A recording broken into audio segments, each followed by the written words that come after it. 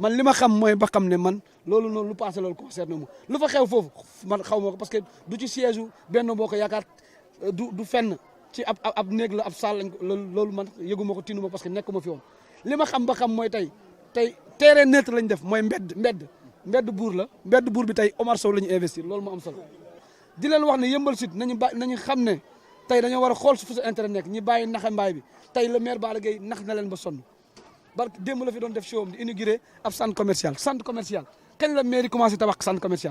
commercial ay privé ñoo koy tabax ay commerçant di jaay seen i cantine 6 millions 3 millions 2 millions ça veut dire que tey population ndóol bu nekk Yeumbeul Sud population bi nekk di débrouiller est-ce que am nañu jotu jënd place 2 millions wala 3 millions wala 6 millions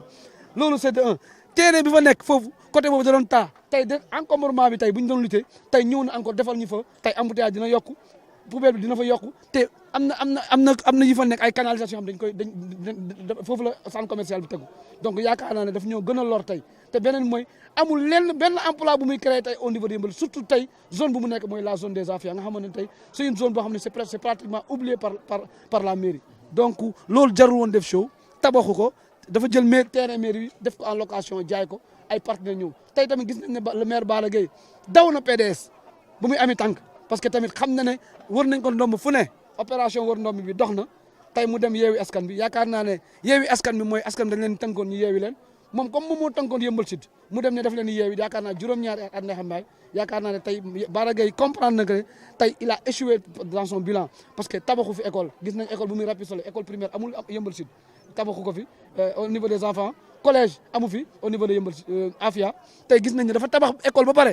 parewaat foofu di toj di defaraat donc ça veut dire amul benn programme bu mu am mooy jéem a nax population bi jéem a continuer dox maanaam ci kaw population bi mais taf yëngal boobu du doon. waaw sama programme bu ma nekkee maire wax naa leen ko tout à l'heure balaa maa tabax centre commercial am na marché bu xuur boo xam ne mu ngi fi pendant plus de 20 ans dafa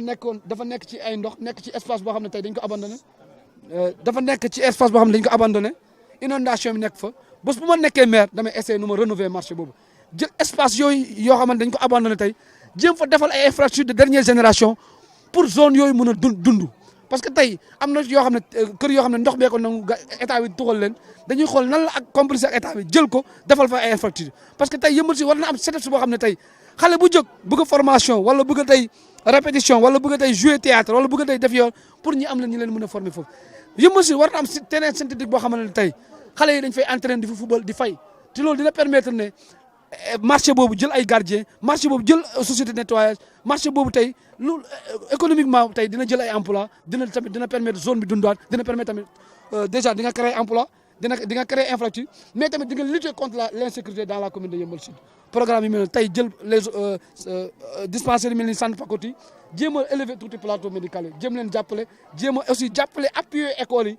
parce que le maire doit appuyer aussi socialement les écoles gis nañ ko démb tey sama gox sama yite di nga leen féliciter xale yooyu duñu ay maire duñu dara mais ñu ngi jël ay xale di leen jox 700 cahiers ak ay livres loolu la ñuy xaar ci élu local